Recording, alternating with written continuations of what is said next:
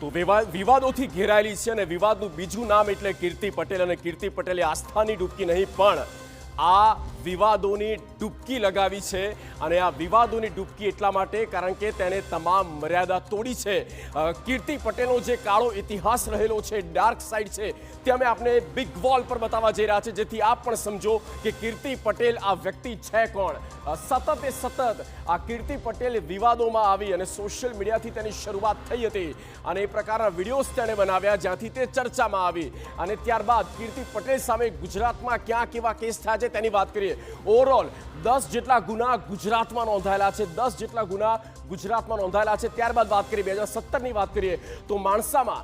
જ્યાં પોલીસ સ્ટેશનમાં પ્રોહિબિશનનો ગુનો તેની વિરુદ્ધ દાખલ થયેલો છે તે કહે છે કે મેં કોઈ પાપ નથી કર્યા મેં કોઈ નિયમો તોડ્યા નથી પણ અહીંયા મામલો એટલા માટે ગંભીર છે કારણ કે વિવાદોમાં રહેલી છે 2019માં ધાક ધમકી આપવા બદલ ગુનો દાખલ કરવામાં આવ્યો હતો તેની વિરુદ્ધ ત્યારબાદ 2020માં પણ સુરતના પુણામાં હત્યા ખંડણીના પ્રયાસનો પણ ગુનો નોંધાયેલો છે એવા તો અનેક વિડીયો આપણે જોયા છે ધાક ધમકી આપવી અને ખંડણી કરવી તેવા પણ ગુના તેની વિરુદ્ધ 2020માં ધમકી આપવા બદલ કામરેજમાં ગુનો દાખલ કરવામાં આવ્યો હતો બદનક્ષીનો કેસ પણ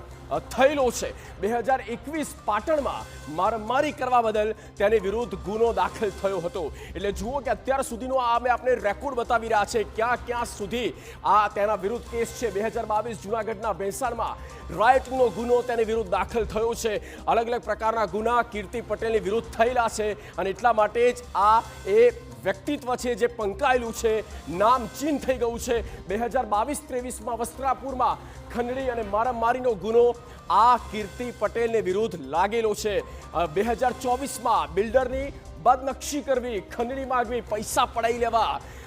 ધમકીઓ આપવી બદનામી ઊભી કરવી આ પ્રકારના ગુનાઓ કીર્તિ પટેલની વિરુદ્ધ લાગેલા છે એટલે હું કોઈ અપરાધી નથી એ વાત જ્યારે એ પોલીસને કહે છે અને એ બાબતોને લઈને અહીંયા જ ખુલાસો થાય છે કે કોણ કેટલા અપરાધમાં જોડાયેલું છે સામેલ છે 2025માં પાસા હેઠળ જેલમાં જઈ આવી છે કીર્તિ પટેલ આ એ જ શખ્સ આ એ જ વ્યક્તિત્વ જેનો અમે આપને એ તમામ કાળો ચિઠ્ઠો છે તમારી આગળ રજૂ કરી રહ્યા છે કીર્તિ પટેલનો અને કીર્તિના કાંડની આ એક અમે આપને આખી ડિક્શનરી કહી દીધી અને ક્રાઇમની જે આખી કુંડળી છે તે અમે આપના સુધી રજૂ કરીને એટલા માટે જ આ વિવાદોમાં આવી છે